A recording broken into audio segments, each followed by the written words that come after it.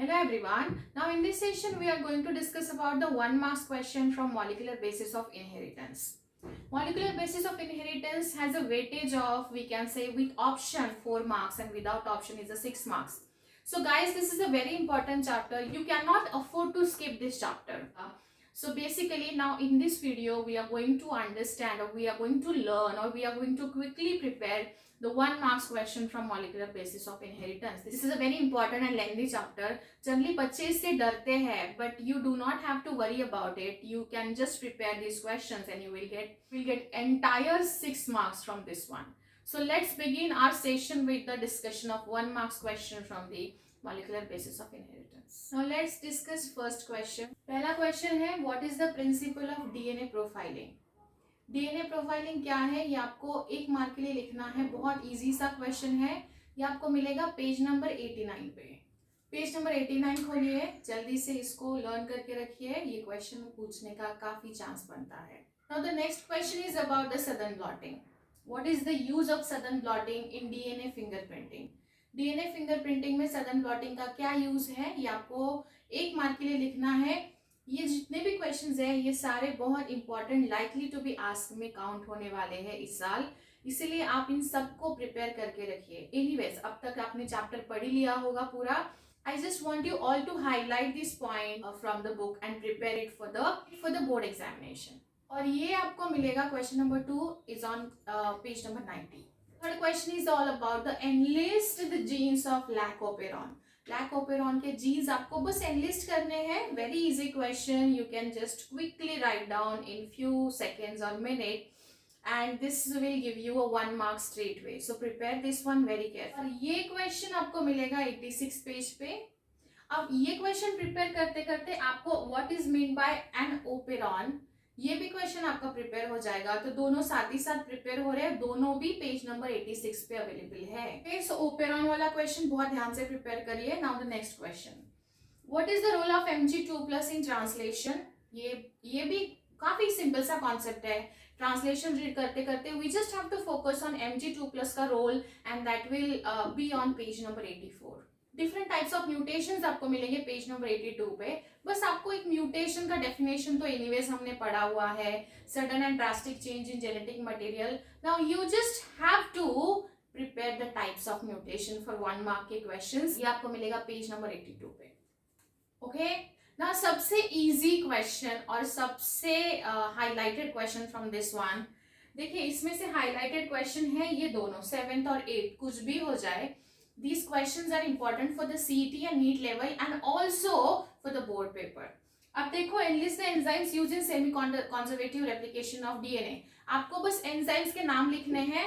जैसे हमने पढ़ा था SSBP is also the enzyme for that single stranded binding protein. Helicase is there. We can say primers आ जाएंगे. फिर उसके बाद topoisomerase, gyrase, DNA polymerase. बस ये हमने over the period of time बहुत बार पढ़ा हुआ है. You just have to enlist them for the. और ये बहुत ही इजी क्वेश्चन है जो आपको मिलेगा पेज नंबर 75 एंड 76 पे. ठीक है, पेज नंबर नोट डाउन कर लीजिए. अब ये क्वेश्चन इंपॉर्टेंट है, उसके साथ साथ अब ये 2 मार्क में भी पूछा जा सकता है. May be you will get a question like ये एंजाइम दिया हुआ है, उसका फंक्शन बताइए. और you could also get this one in MCQ और मैच द पेयर्स में भी आ सकता है. सो अगर आप ये एंजाइम्स प्रिपेयर करके रख सकते हो तो you can able to solve और you can able to write the 1, 2 and MCQs also for that matter. What is the central dogma of molecular biology? Central dogma अगर आपको पढ़ना है तो इस चैप्टर का बेसिक अंडरस्टैंडिंग है सेंट्रल डोग्मा, और वो आपको बहुत अच्छे से याद करके रखना है. ये क्वेश्चन नीट में पिछले 2 से 3 साल से कंटिन्यू पूछा जा रहा है. This is also the CET level का question. All have to do is prepare this central dogma very carefully, और आप अगले आने वाले अपकमिंग एग्जाम्स के लिए भी प्रिपेयर करके रखोगे. ये आपको मिलेगा पेज नंबर 77 पे. This is a definition of RFLP. They can ask you to write down the long form of this one. ये आपको मिलेगा पेज नंबर 89 पे. फाइन, सो जाइए पेज नंबर 89 खोलिए, लॉन्ग फॉर्म लिखिए, डेफिनेशन भी देख के रखिए. ये भी क्वेश्चन काफी इंपॉर्टेंट है. अब ये होने के बाद right down the function of SSBP single stranded binding protein. इसका भी लॉन्ग फॉर्म पूछ सकते हैं या फंक्शन पूछेंगे. ये एक एंजाइम है जहां हम सेमी कॉन्जर्वेटिव डीएनए रेप्लिकेशन में यूज करते हैं. और ये SSBP का कॉन्सेप्ट आपको मिलेगा पेज नंबर 75.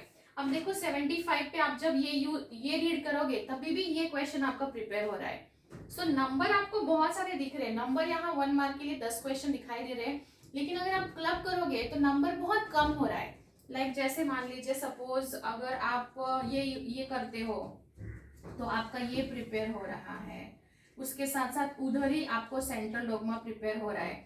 तो हम अगर 1 2 3 के बजाय एक क्वेश्चन कंसिडर करें तो नंबर काफी कम हो रहा है। जैसे ओपेरॉन, ये दोनों कंबाइन करके रीडिंग होगा, बट क्वेश्चंस हम 2 तरीके से भी लिख सकते हैं और वो क्वेश्चंस आपको 2 तरीके से पूछे जाएंगे। फिर उसके बाद अगर हम देखें तो ट्रांसलेशन, अब म्यूटेशन एक ऐसा, अब म्यूटेशन करोगे तो म्यूटेशन का डेफिनेशन हो जाएगा, maybe they could ask you mutation का definition. So what I am trying to tell you guys here, question number बहुत बड़े दिख रहे हैं, लेकिन जब आप पेज नंबर खोल के उसको पढ़ना शुरू करोगे आपको खुद ही समझ में आएगा कि 1 मार्क के क्वेश्चन में कैसे क्वेश्चंस पूछे जाने का चांस है और वो क्वेश्चंस आप कैसे प्रिपेयर करोगे। सो बिल्कुल भी डिफिकल्ट नहीं है, you can just take a quickly screenshot of this questions and just prepare this one. बहुत बहुत इजी क्वेश्चंस है, कुछ भी डिफिकल्टी नहीं आनी चाहिए आपको। And also while going through entire chapter just prepare these questions, because ये chapter जैसे मैंने पहले भी बोला था विदाउट ऑप्शन 4 मार्क का है, विद ऑप्शन 6 मार्क का है, सो हम इसको स्किप करना अफोर्ड नहीं कर सकते हैं, right? So this was all about the 1 marks question here. Now we'll meet in next video for the 2 marks question from the molecular basis of inheritance.